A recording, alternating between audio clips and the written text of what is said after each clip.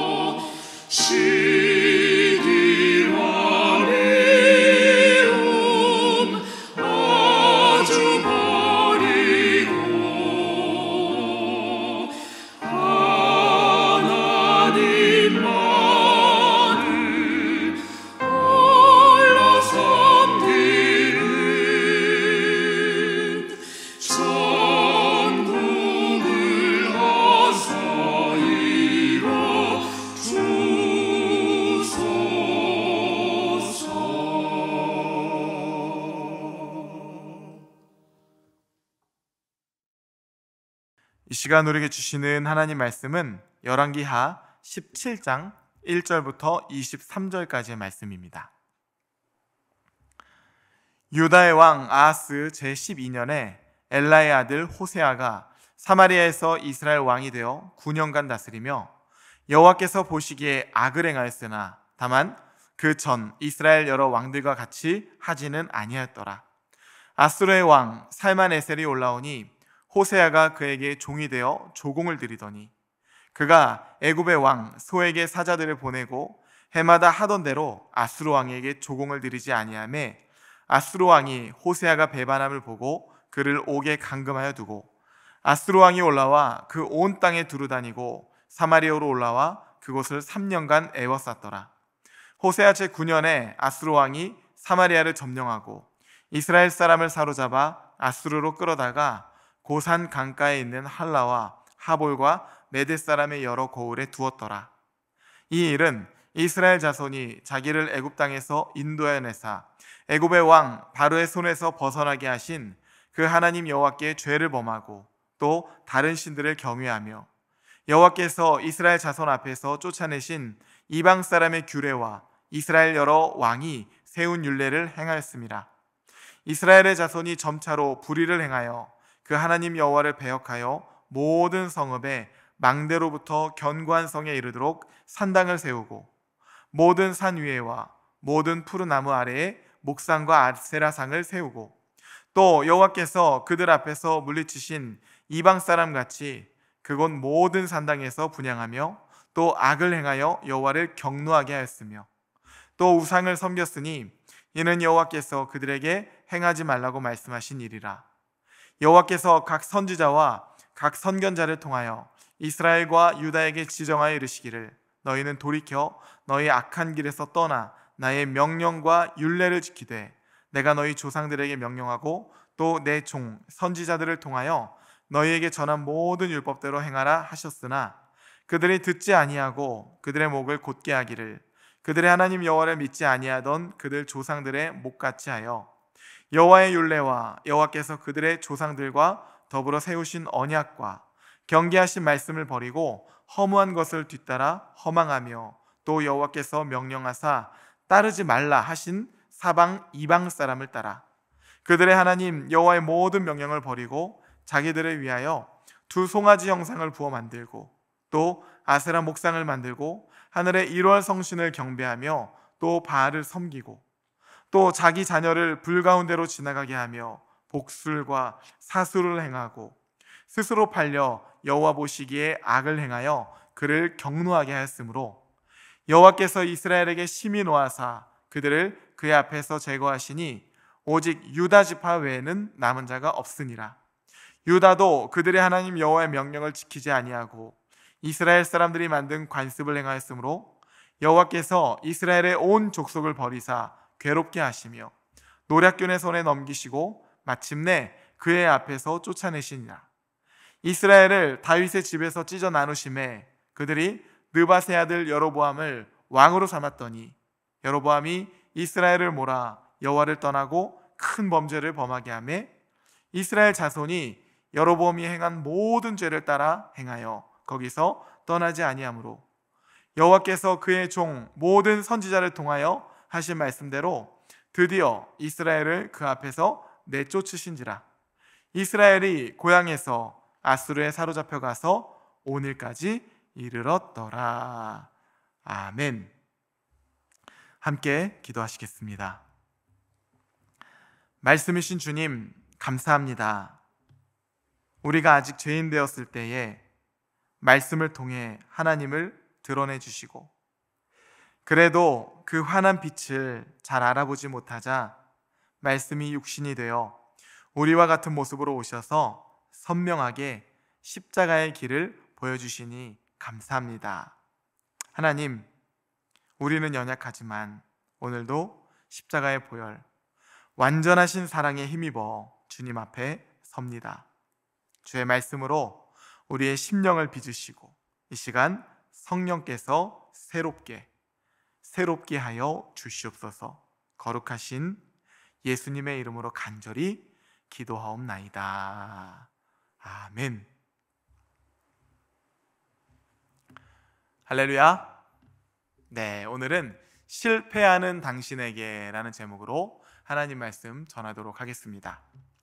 뉴스나 신문을 보면 정치 혹은 각종 분야에서 명망 있는 분들이 하루아침에 바닥으로 곤두박질 치는 경우를 우리는 종종 보곤 합니다. 그것이 한순간에 커다란 실수로 인한 것일 때도 있고요. 사실은 원래 그럴 만한 그릇이 아닌데 미화가 되었다든지 처세술이 좋아서 운 좋게 높은 자리까지 올라갔지만 본래의 실체가 드러나면서 추락하는 경우도 비일비재합니다. 얼마 전 한 편의 신화를 썼던 트로트 유명한 가수도 하루아침에 모든 것을 잃어버리고 감옥살이를 하게 되었죠. 그럴 때 종종 인용되는 표현들이 있습니다. 추락하는 것에는 날개가 없다. 우리 인생 정말 그래 보입니다. 추락하는 것에는 날개가 없어 보여요. 하필이면 그럴 때면 주위에 있던 그 많은 사람들도 온데간데 증발해 버리니 더 그렇게 느껴지는 것입니다. 그런데 여러분, 추락하는 것에는 정말 날개가 없을까요? 만일 그렇다고 한다면 우리 인생은 추락 한 번, 실패 몇 번에 끝나버리는 인생이 될 것이라는 건데, 그러면 정말 참 서글플 것 같아요. 저는 절대로 추락하는 것에 날개가 없다, 그렇게 생각하지 않습니다.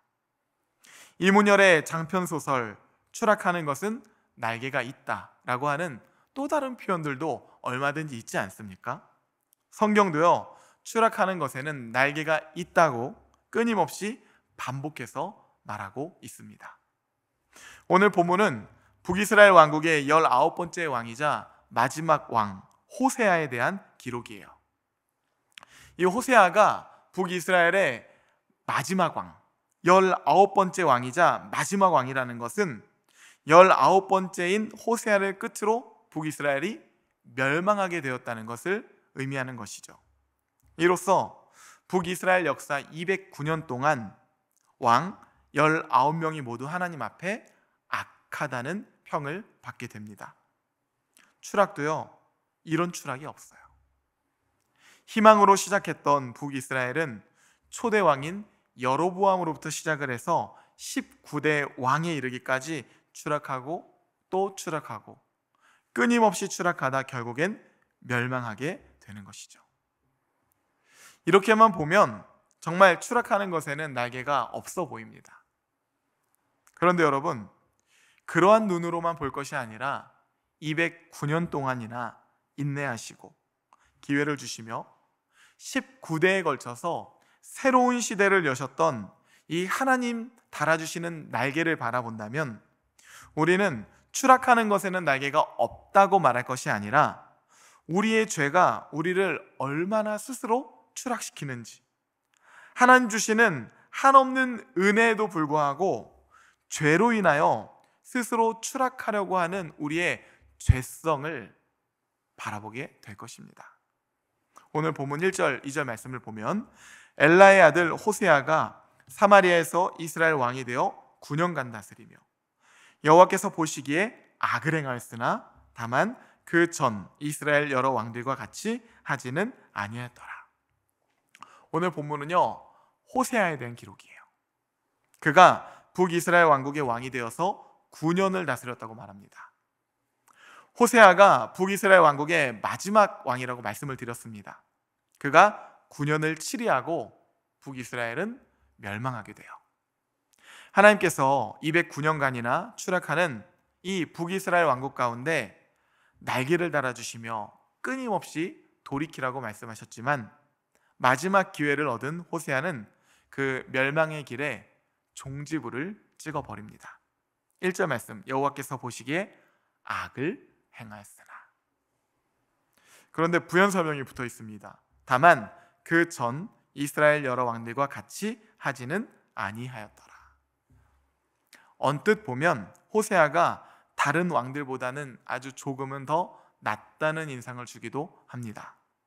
그러나 북이스라엘 왕들의 악이란 여로보암이나 아합의 온갖 죄악을 다 가리키는 것으로, 이것은 호세아가 우상 숭배에 있어서 최악이었던 그들만큼 적극성을 띠지 않았을 뿐이라는 것이지 크게 별반 차이는 없다는 거예요. 그래서 하나님께서 9년을 간음하시며 그를 지켜보시다가 더 이상 이렇게는 안 되겠다고 판단하셨는지 아주 빠르게 심판을 선언하십니다. 하나님께서 아수르에게 북이스라엘 왕국을 넘기시겠다 말씀하세요. 그런데 사실은 그것도 하나님께서 새로운 날개를 달아주기 위함이셨던 것이에요.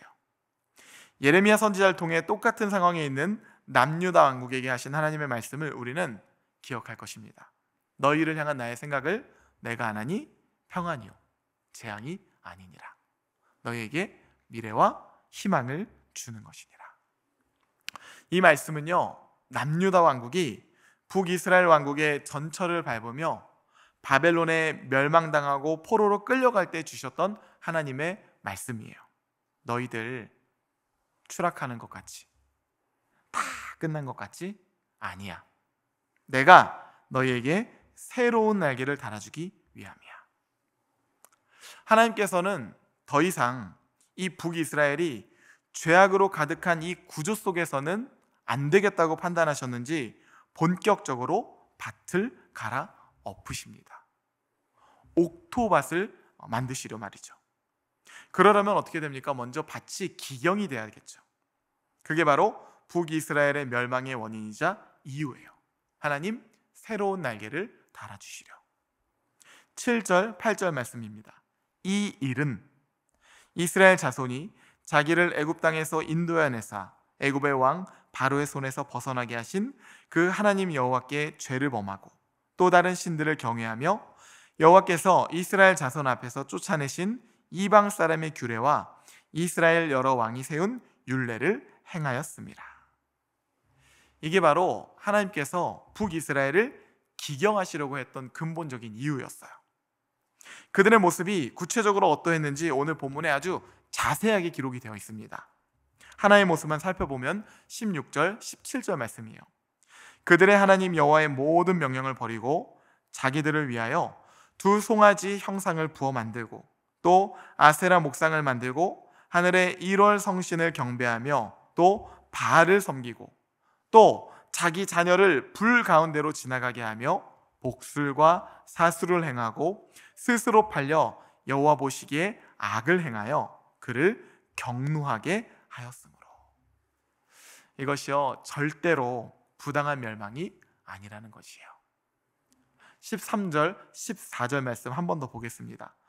여호와께서 각 선지자와 각 선견자를 통하여 이스라엘과 유다에게 지정하여 이르시기를 너희는 돌이켜 너희 악한 길에서 떠나 나의 명령과 율례를 지키되 내가 너희 조상들에게 명령하고 또 내 종 선지자들을 통하여 너에게 전한 모든 율법대로 행하라 하셨으나 그들이 듣지 아니하고 그들의 목을 곧게 하기를 그들의 하나님 여호와를 믿지 아니하던 그들 조상들의 목같이 하여.